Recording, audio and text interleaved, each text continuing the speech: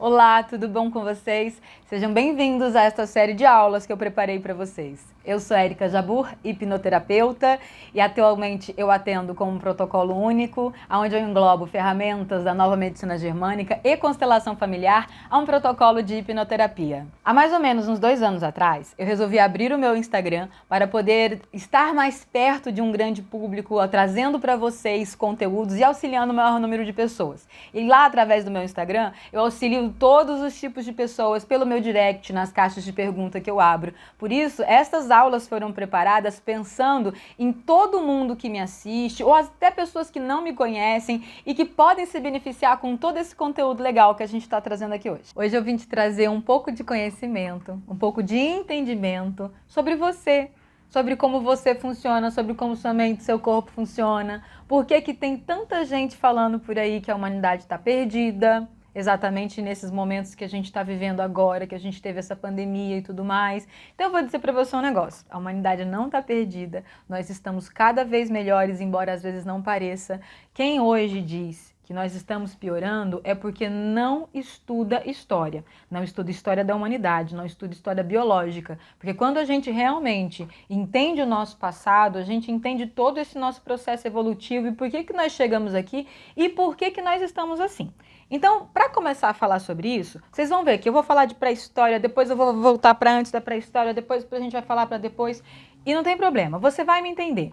Quando nós éramos apenas um organismo vivo, que nem núcleo celular não tinha, para sobreviver, porque esse instinto de sobrevivência e autopreservação é a coisa mais forte que existe em todos os seres vivos, nós aprendemos a ter um núcleo celular. Depois do núcleo celular, essa célula aprendeu a se multiplicar. Depois que essa célula aprendeu a se multiplicar, nos tornamos inúmeros seres. A partir dos répteis, nós ganhamos um novo cérebrozinho, que a gente chama de cérebro reptiliano. Nós temos ele. Todos os seres vivos dos répteis até aqui têm ele. É o cérebro que reage rapidamente, sem que você possa pensar a respeito.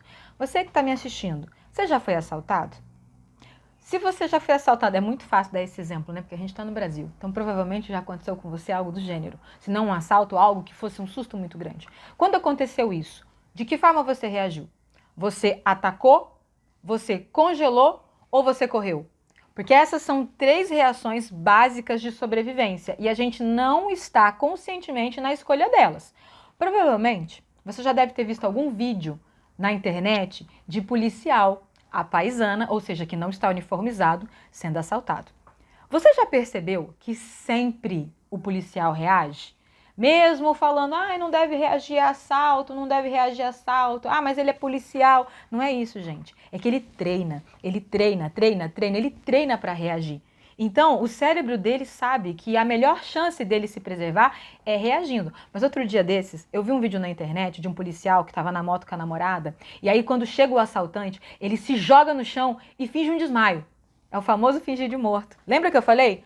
Corre, ataca ou congela. Congela é o fingir de morto. Ele ficou por um tempão paralisado e, de repente, no momento certo, ele reagiu e atacou de volta. Nós também temos inúmeras reações assim o tempo todo. Quando alguém discute com você, quando você se sente numa situação de perigo. Mas você também vai perceber que às vezes a sua mente faz essas reações com você de formas que você não percebe, que são muito limitantes para a sua vida.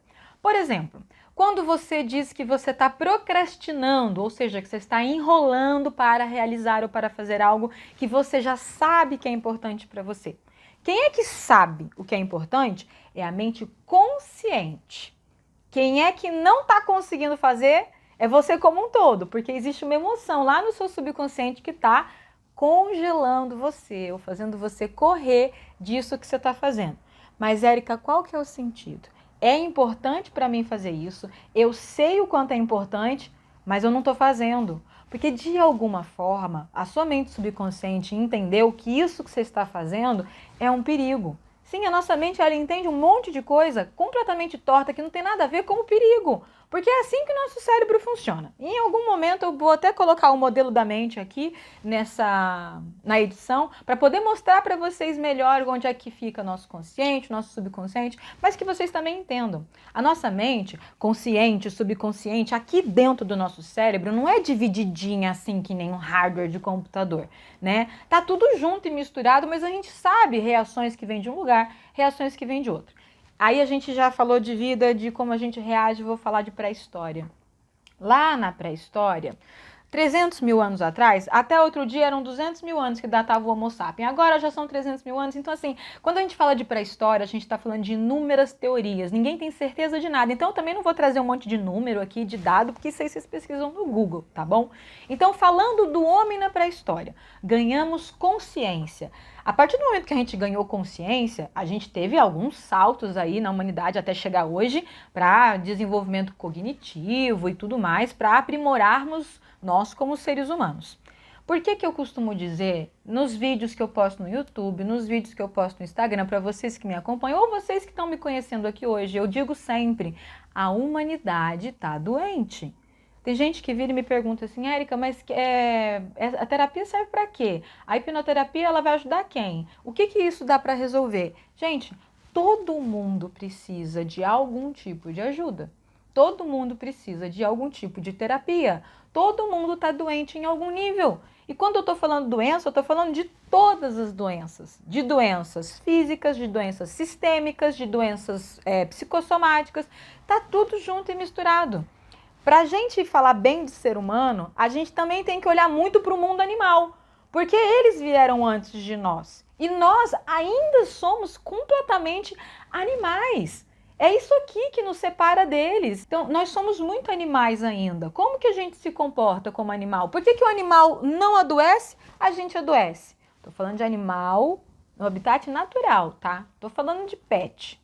Aí a gente é outra história. O animal, no habitat natural dele, você não vê um leão lá no meio da savana tendo câncer. Você não vê uma zebrinha lá no meio da savana tendo alergia de pele.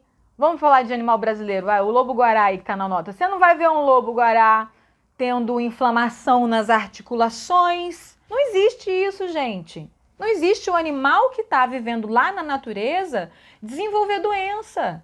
O animal que fica doente é o animal que está do nosso lado, é o pet, ou o animal que está no zoológico, que está completamente fora do seu sistema natural, o que gera inúmeros outros conflitos para ele. Tá? Então, falando dos nossos conflitos, quando a gente ganhou mente consciente, o que a mente consciente tem?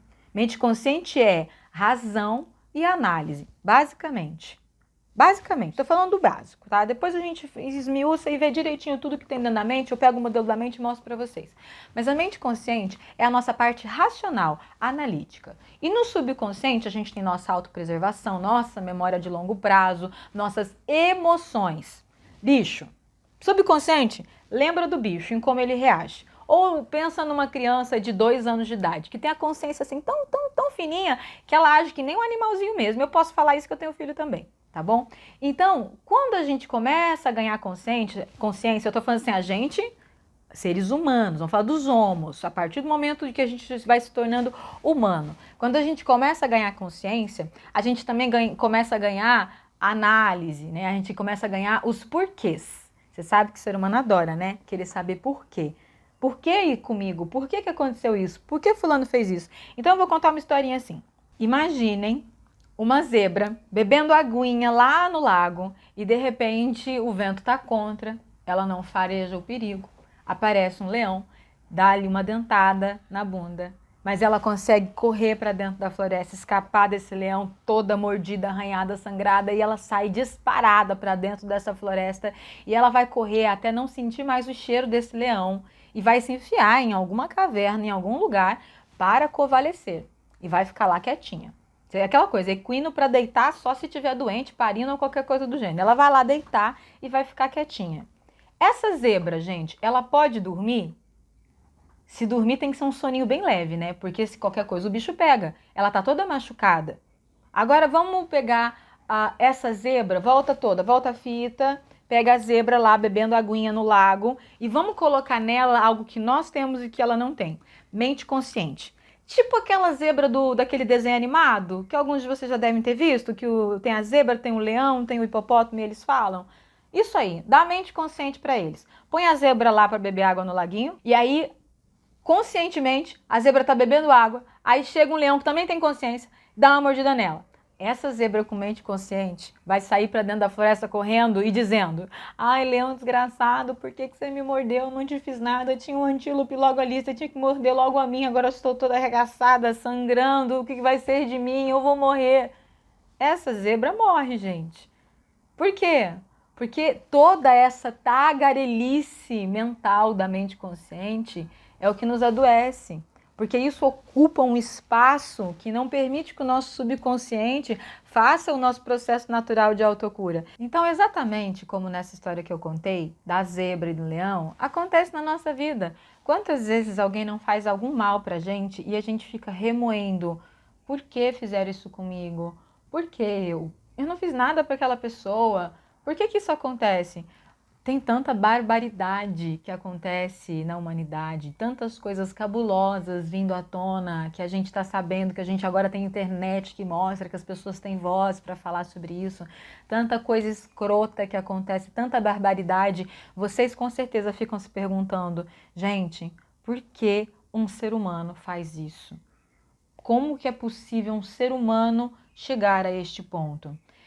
Existia-se, muitos anos atrás, umas décadas atrás, um pensamento de que o ser humano nascia mal. Eu vi isso numa série que fala sobre serial killers. E é interessante falar sobre isso, porque naquela época, onde o FBI começava a estudar a mente dos serial killers, ainda lá naquela época, acreditava-se que o ser humano nascia mal, que ele tinha esse mal dentro dele. Eu verdadeiramente acredito que nós temos luz e sombra dentro de nós e que o equilíbrio desta luz e dessa sombra ele é dado de acordo com a nossa programação, por quem nos criam. Vamos falar, por exemplo, de um assunto extremamente polêmico que é o estupro. Muita gente fala assim: ah, parece que hoje em dia tem muito mais estuprador, parece que hoje em dia tá cada vez maior, pior isso, a humanidade está perdida e tudo mais. Deixa eu convidar vocês a uma reflexão, gente. Lá na pré-história, joga aí uns 300 mil anos atrás, nós já tínhamos mente consciente, mas nós ainda éramos completamente animalizados. Lembra que eu falei? Nós tivemos saltos de evolução depois que nos tornamos homo sapiens, né? Saltos, foram processos, centenas de anos nesse processo. Então lá atrás, naquela época, antes desses saltos cognitivos, algum macho pedia licença para copular com alguma fêmea? Não, né? É que nem na natureza. O leão pede licença para a leoa? Não. É uma coisa muito instintiva que rola ali. E eu tô dando assim um exemplo, um animal. Pega vários animais. Tem alguns animais que tem toda uma dança para acasalar, o passarinho que canta, que estufa o peito, etc. Mas tem muitos animais que não. Um vai lá, sobe em cima do outro e já foi. Pede licença? Não pede licença. Como é que a gente chama isso hoje? De estupro. Mas no mundo animal é assim. E nós éramos assim. Eu costumo falar assim: nós, seres humanos, nós somos descendentes dos estupros. De todos eles. Porque naquela época ninguém pedia licença. Hoje, a gente está em 2020 e a gente tem que colar adesivo no nosso corpo, no carnaval, dizendo não é não, para que o homem não force a barra. Vocês entendem? E que loucura isso? 300 mil anos se passaram e a gente ainda não aprendeu. Aí eu falo para vocês, não é que a gente não aprendeu, porque muita gente aprendeu. Só que nós somos vítimas de outras vítimas e ninguém faz nada sem ter aprendido antes. Vocês sabem disso. Como que você acha que você aprende a falar, por exemplo? Antes de falar, você ouve. Tanto que você pode ver que nenéns que nascem com deficiência auditiva, eles também não desenvolvem a fala. Porque a gente aprende a falar ouvindo. Antes da gente ter mente para aprender o que é certo e errado, como é que faz, como é que não faz, a gente está aprendendo pela observação, pelo comportamento. Como é que vocês acham que um filhote de leão aprende a caçar? Porque não rola um papo, né? A mãe dele não fala miau, miau, miau lá e de repente ele aprende. É observação. Então nós também, enquanto animais, quando a gente ainda está muito imaturo dentro do desenvolvimento da nossa mente consciente, a gente aprende exatamente como os animais. A gente aprende pelo exemplo. Então uma coisa que talvez vocês não saibam é que todo abusador já foi abusado. Que todo abusador já aprendeu o comportamento do abuso de alguma forma. Ou ele assistiu, ou ele fisicamente experimentou isso, ou ele visualizou, ou ele esteve inserido num ambiente. Todo o comportamento foi aprendido. Veja lá, Não estou entrando em defesa de crime, de forma alguma. Eu estou trazendo para vocês entendimento, tá? Porque entendimento esclarece. Entendimento é o que nos eleva. E eu usei um exemplo, porque esse é o exemplo de violência mais recorrente hoje em dia e mais antigo, desde que nós começamos a ser seres humanos. No mundo animal já acontece, só que no mundo animal é de uma forma instintiva. No nosso mundo é diferente. Como que começou, por exemplo, a surgirem as primeiras famílias? Quando você vai lá no Google, assim, só por curiosidade, dá uma pesquisada. Tem livros que falam sobre como nós nos desenvolvemos, sobre a humanidade. Hoje em dia, as pessoas não têm tanto interesse em saber essas coisas, porque isso na escola você não aprende. Então entende em você como ser humano como é que você se desenvolveu, que você vai entender muita coisa a respeito de si mesmo. Como, por exemplo, o surgimento das famílias. Como que foi que começou a surgir a primeira família, né? O macho, ele copulava com uma, ele copulava com outra, ele fazia com uma, fazia com outra. Só que, de repente, o ser humano, no seu desenvolvimento, ele começou a se afeiçoar a uma fêmea ali, a se afeiçoar pela outra. Foram surgindo ali famílias, um precisava ajudar o outro a cuidar daquelas crias para que o outro pudesse caçar e o outro. Foram surgindo ali as primeiras famílias, os primeiros núcleos. A capacidade de agrupamento do ser humano foi que deu um grande desenvolvimento cognitivo na nossa vida, porque nos agrupando, nos unindo, a gente aprendeu a caçar animais maiores do que nós. E olha, um negocinho de 40 mil anos para cá, que o ser humano caça animais maiores do que ele. Tudo que eu estou falando é quando você entende o seu passado como ser humano, como ser vivo, você começa a entender muitas coisas que acontecem hoje. Quando alguém, por exemplo, eu vejo alguém na internet assim revoltado com alguns crimes, com algumas... Ai, eu não sei como é que o ser humano é capaz de fazer um negócio desse. Aprendendo, gente. Você não sabe como é que o ser humano é capaz de fazer uma atrocidade? Vivendo uma atrocidade, crescendo em meio a atrocidades, experimentando na própria pele estas atrocidades. É assim que a gente aprende. Já foi provado pela ciência, pelo FBI, nessa série aí, depois se eu puder eu coloco aqui o nome para vocês, também fala que o ser humano não nasce em essência mal. Ele aprende a ser assim. E o fato de você entender isso vai trazer inúmeras ressignificações para a sua vida. Porque você para e pensa agora. Pensa agora se alguém já fez mal para você. Se esse alguém que fez mal para você já foi alguém muito próximo de você. Pode ser seu pai, pode ser sua mãe, pode ser outros parentes. E aí dá um bug na cabeça da gente quando a gente pensa assim, qual que é o papel de um pai e uma mãe? Tem muita gente que me pergunta, Érica, qual que é o papel de um pai e uma mãe? Eu falo, gente, olha para a natureza. Olha para a natureza. Qual que é o papel do leão e da leoa na vida ali dos filhotinhos? Manter, preservar, alimentar, ensinar a caçar e a se defender. Esse é o papel de um pai e de uma mãe. Os seus puderam te dar isso? Se eles puderam, maravilha. Mas a maioria não recebeu isso. A maioria não teve autonomia para aprender a caçar o seu próprio sustento. A maioria não teve autonomia de escolha de nada na vida. Foi completamente programado. A gente já é programado desde o ventre para atender as demandas emocionais da nossa mamãe. E a gente não tem essa capacidade de cumprir com essas demandas emocionais. Então, quando a gente não cumpre com as demandas emocionais, que nós somos programados ainda no útero, a gente não consegue cumprir com demanda nenhuma ao longo da nossa vida. Então, é importante vocês saberem, quando a gente começa a falar de família, a gente tem que voltar lá atrás, para o surgimento da família no ser humano, para os primeiros agrupamentos. Quando a gente fala de sistema, de campo sistêmico, a gente está falando de ancestralidade, hereditariedade, que nós herdamos isso. Vai voltando, vamos supor assim, se você teve uma vida complicada, todo mundo aí vai achar em algum nível que teve uma vida complicada. Se você teve um pai difícil, uma mãe difícil, uma criação difícil, se você nem foi criado pelo seu pai, se você nem foi criado pela sua mãe, se foi sua avó, se foi seu avô, ou se seus pais te tiveram e te deram para alguém, seja qual seja a sua história, qual é a sua ancestralidade? Quem eram as pessoas que vieram antes dos seus grandes? Seus grandes, seus pais, sua mãe são seus primeiros grandes. E os grandes para trás deles, os pais e as mães deles e assim por diante, só para vocês entenderem a linguagem. Quem eram os que vieram para trás? E os outros para trás, e os outros para trás, os outros para trás. E outra, quando a gente começa a falar de Brasil, a gente não vai tanto assim para trás. O Brasil é um país super jovem, ele tem 500 anos. Qual que é o passado do Brasil?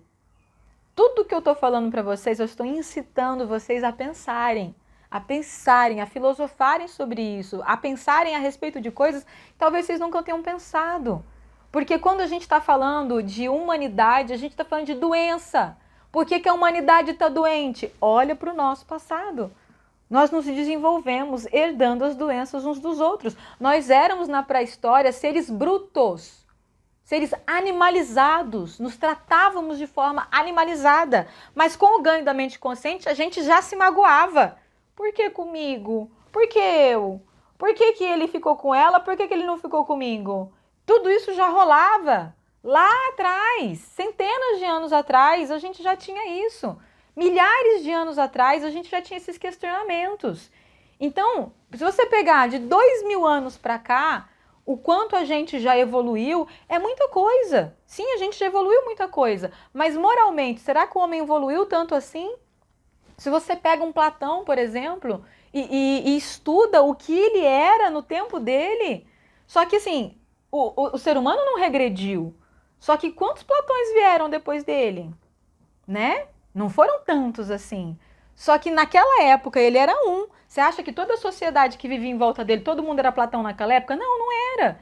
Tanto que todas as pessoas que pensaram e convidaram ao pensamento foram perseguidas. Essas pessoas estavam sempre sozinhas na história da humanidade. Olhe para os maiores pensadores, para os maiores desenvolvedores, para aqueles que alavancaram a humanidade. Olha para Sócrates, olha para Platão, olha para vários, Newton, Einstein, todos. Vai pegando esses nomes da história que fizeram real diferença, que foram pensadores, que convidaram vocês a pensar o quanto eles estavam sozinhos. Eles estavam sozinhos, gente. Era seguido por meia dúzia de gente. De resto, estavam sozinhos. Hoje em dia não é muito diferente. Só que hoje em dia a gente é governado por uma enorme massa social que não quer que você pense. Que não quer que você raciocine. Porque o raciocínio, o pensamento, ele é perigoso.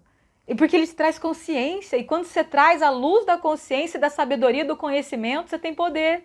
E vocês acham mesmo que nessa cadeia piramidal que a gente vive, capitalista, no mundo inteiro, quem está aqui na ponta desse topo, quer mesmo que quem está aqui embaixo tenha conhecimento de como é que faz para chegar no topo? Não. Então, assim, a gente tem um monte de coisas para falar, porque dá para explicar por que a gente está doente, por que está todo mundo doente. Eu espero que vocês tenham entendido. É uma aula onde eu filosofei, eu dei muitas voltas aqui, mas para trazer um grande entendimento para vocês de por que nós todos estamos doentes, que nós todos temos motivo para buscar qualquer gênero de terapia, que nós somos vítimas de outras vítimas. Se você que está me ouvindo teve um pai muito limitante, uma mãe muito limitante, como eu falei, às vezes você nem foi criado por eles, qual foi a vida dos que vieram para trás? E qual foi a vida dos que vieram para trás? Aí voltando, eu falei, estou falando de Brasil, né? De 500 anos que a gente tem. A maior parte das pessoas que estão aqui não são originais daqui. Gente, o que é um povo original do Brasil? É índio. Nós somos índios? Eu tenho sangue índio na minha descendência. Eu tenho bisavó índia, mas que foi casada com espanhol. Será? Aí, engraçado, quando minha mãe contava essa história, né, que a bisavó era índia casada com espanhol, eu ficava me perguntando, né? Você pula assim uns 2 séculos para trás. Será que foi um casamento consentido? Né? A gente não sabe. O Brasil é um país que foi estuprado pelos portugueses, vieram fugindo para cá e chegaram e fizeram o que queriam aqui com o povo daqui. Eu preciso falar um pouco de história para vocês, se a gente entender hoje o que acontece com o povo negro no Brasil, é história, gente, é história pura. Vieram para cá escravizados, aboliu a escravatura, o negro ia fazer o quê? Eu não vou nem me aprofundar muito, porque essa não é meu entendimento de causa, mas aboliu a escravatura, o negro ia fazer o quê? Quem é que ia dar emprego para alguém que antes tomava uma chicotada e fazia? E aí começou o negro a se marginalizar, a fugir para o alto dos montes. Você vê o Rio de Janeiro é um dos poucos lugares litorâneos que quem está no mais alto lugar são os mais pobres. Porque se você for, por exemplo, para o litoral norte de São Paulo, para Ubatuba, você vai ver o morro, quem está no morro é quem tem mais dinheiro. Por quê? Porque a vista é muito mais legal. É linda a vista de quem está no morro. No Rio de Janeiro, não. No Rio de Janeiro, quem está no morro são os mais pobres, porque eles foram empurrados para as periferias, né? porque quem tinha mais dinheiro, quem estava na nobreza da sociedade, queria ficar perto do mar, que era mais bonito, que era mais legal. Então, quando você começa a olhar para a história do nosso país, você já encontra muita coisa. Os seus antepassados vieram de onde? Você que está me ouvindo, vieram de onde? Vieram da Alemanha fugindo da guerra, vieram do Japão fugindo da guerra, vieram da Polônia fugindo da guerra, vieram do Líbano fugindo da guerra. De onde mais, gente? O Brasil é um país de exílio, onde muita gente veio para cá fugindo das condições de guerra dos seus países. E aí a gente chega aqui com uma mão na frente e outra atrás. Aí da Itália fugindo da guerra, grande migração italiana. Chegava no Brasil, tinha o que aqui 200 anos atrás? O que tinha aqui? Vaca, pasto, leite, café, era o que tinha roça para trabalhar. Quantos de vocês não têm inúmeros antepassados que trabalharam na roça, assim, que deram um duro danado? Aí você pensa no que eles passaram e no que eles aprenderam. Você acha que a sua vida tá ruim?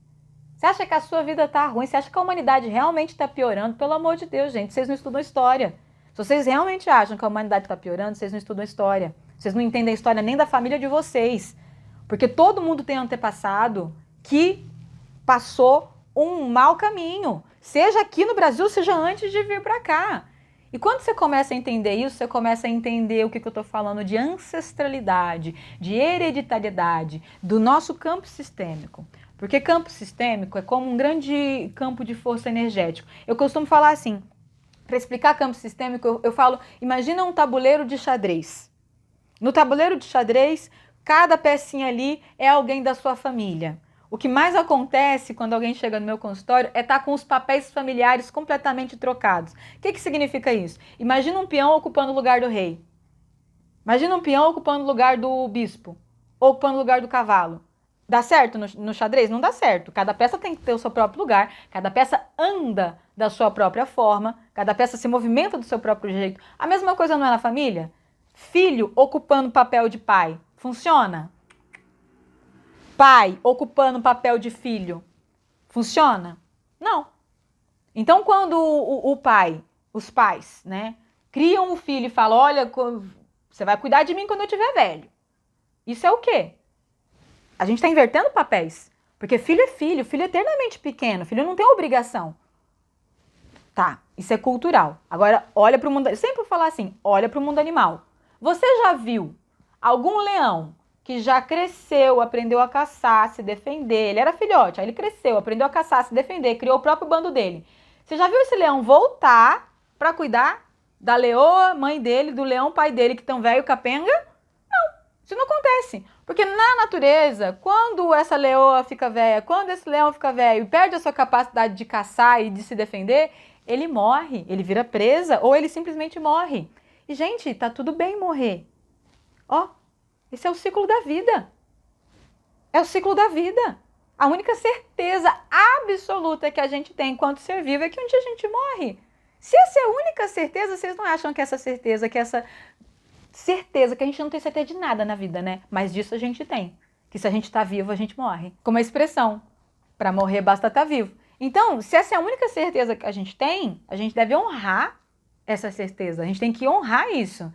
Porque eu acho um absurdo a pessoa ter medo de morrer, mas não ter medo de ter uma vida medíocre. E a gente está vendo muito isso agora. Com todo mundo dentro de casa, pandemia, não pode sair. A gente está vendo muito isso agora. Pessoas que viviam uma vida completamente medíocre, arrastando a vida com a barriga. Pessoas que não tinham preocupação nenhuma em olhar para dentro de si, em olhar para suas relações, fugindo de seus casamentos e de seus filhos, tendo uma vidinha de merda, emocionalmente falando. E agora estão tendo que ficar confinados dentro de casa, tendo que olhar para suas misérias, tendo que olhar para sua mediocridade. Mas tá morrendo de medo de morrer. Aí eu falo, gente, como é que pode ter tanto medo de morrer se não tinha medo de se arrastar durante a vida? De ter uma vida insignificante, de ter uma vida sem legado, de ter uma vida sem propósito. Eu tenho muito medo de ter uma vida sem propósito. Medo eu teria de ter uma vida sem um propósito, sem um legado, sem realmente poder agregar em alguma coisa na vida de outras pessoas. Porque a gente não vive só por nós, a gente também vive por nós, a gente vive pelos outros. A gente em primeiro lugar, óbvio, mas tem os outros. Se você já alcançou aqui, como é que eu posso fazer para que os outros possam alcançar aqui também? É dar a mão para os outros. Nós somos um só. A humanidade é um só. Volta lá para a história. Quantos humanos tinham na Terra naquela época? Hoje nós somos 7,7 bilhões, alguma coisa por aí. E lá naquela época nós éramos quantos? Teve o humano original que gerou outro, que gerou outro, que gerou outro. Então, nós temos ali uma origem, a nossa origem é uma só. A gente carrega a mesma carga genética, mesma composição. Não importa a nossa cor, não importa a nossa pele, não importa se é gordo, se é magro, não importa escolha, não importa nada. Não é humano? Não é tudo a mesma coisa? Então a gente está junto. De alguma forma a gente está junto, sistemicamente a gente está junto. Então nós sofremos influência do nosso campo sistêmico. Lembra que eu falei do tabuleiro de xadrez? Além de peças que estão completamente fora do lugar, quando você não entende o seu campo sistêmico, quando você não olha para a sua ancestralidade, quando você não entende isso, é como se as peças se movimentassem sozinhas, com uma força que a gente não sabe explicar, buscando equilíbrio. Nessa movimentação, vai se repetir situações buscando equilíbrio. E essas situações vão se repetir ao longo de várias gerações. Então você vai pegar, hoje eu tenho depressão, mas a minha mãe também tinha depressão, mas a minha avó também tinha depressão, minha bisavó também tinha depressão. Deve ser genético. Gente, fator genético não ultrapassa 60%. Os 40% a gente fala é fator ambiental, que é o determinante para que o fator genético se manifeste. O que é fator ambiental? É o ambiente em que você vive. Então é muito mais fácil pensar que hoje essa pessoa tem depressão porque a mãe tinha depressão, porque a avó tinha depressão. Veio no sangue, veio de brinde essa doença. Não, gente, não é de brinde. Só que essa pessoa que criou essa e que criou essa. Passando tudo aquilo sistemicamente que aprendeu para frente. E esse sistema, ele continua se repetindo, buscando equilíbrio. Quando você começa a ter consciência do seu sistema, que é como se você pudesse pegar um tabuleiro e falar, caramba, olha, é assim que está minha família, realmente, essa pessoa está aqui no lugar errado, essa pessoa está aqui, esse peão aqui está no lugar errado, eu preciso colocar ele aqui, eu que sou peão, que sou pequenininho, estou aqui fazendo papel de rei, e não deveria, porque não aguenta esse fardo, porque ele não é meu papel. Quando você olha para isso, começa a ter consciência do seu campo sistêmico, você pode dominá-lo. Você pode trabalhá-lo, você pode curar esse sistema, colocar cada um no seu devido lugar a partir de você. É isso que a gente faz no processo de constelação também, é identificar os papéis que estão invertidos, identificar quais são essas leis que estão sendo distorcidas para que a gente possa alinhar também tudo isso. Então, assim, falei bastante. Falei demais, falei sobre um monte de coisas diferentes, mas é assim mesmo que eu faço na minha sessão. Eu volto, eu revisito, eu falo de muitas coisas diferentes, mas para recapitular, a gente falou sobre o surgimento do ser humano, por que o ser humano adoece, por que está todo mundo trabalhado no erro. A humanidade não está ficando pior, muito pelo contrário, a gente está evoluindo, a gente está se depurando, mas hoje em dia fala-se muito mais sobre as doenças porque a gente está muito mais conectado, a gente tem internet muito mais a nosso favor, estamos muito mais conectados, estamos muito mais preocupados em falar das nossas doenças, em curar as nossas doenças. Então a gente falou também de hereditariedade, que nós somos vítimas de outras vítimas, que nós vamos repetindo coisas do nosso campo sistêmico. Eu espero que essa aula tenha sido de grande valia para vocês, que pelo menos tudo isso de informação convide vocês à reflexão. E não só a reflexão, mas que desperte a semente da vontade do estudar, do filosofar, do exercitar o pensamento crítico, o pensamento de conhecimento, de autoconhecimento, de buscar. Eu espero ter hoje jogado diversas sementinhas na cabecinha de vocês, que vocês possam agora, a partir de agora, regá-las, alimentá-las e crescê-las, que vocês possam usar essa ferramenta que é a internet, que é uma ferramenta fantástica, que nos conecta a todo tipo de informação e muita informação gratuita e maravilhosa. Assim, ao seu dispor, é só você tá à distância de uma teclada essa informação. É só saber como procurar e onde procurar. Entenda você mesmo melhor como ser humano. Vai estudar, vai ler um livro que fala sobre isso, vai assistir vídeos de pessoas que já leram o livro e que estão falando sobre isso. Porque se você tem uma vida super corrida, que você não consegue parar para ler um livro, você consegue escutar. Hoje em dia a gente tem podcast, a gente tem vídeo no YouTube. Não tem desculpa para não absorver conhecimento. O nosso cérebro, a gente não usa nada da capacidade dele. Então, conhecimento não ocupa espaço. Então, estudem. Procurem saber mais sobre vocês. Procurem saber mais sobre a história de vocês, a história da humanidade, a história da sua família, a história do seu país. Tudo é história. E essa história faz muito sentido porque ela traz entendimento. E entendimento é a chave para a ressignificação de todos os conflitos. Tá bom? Eu vou voltar em outra aula falando mais para vocês sobre como seu cérebro funciona, sobre como ele absorve as programações, sobre como a gente em hipnose trabalha essas programações, tá bom? Até mais!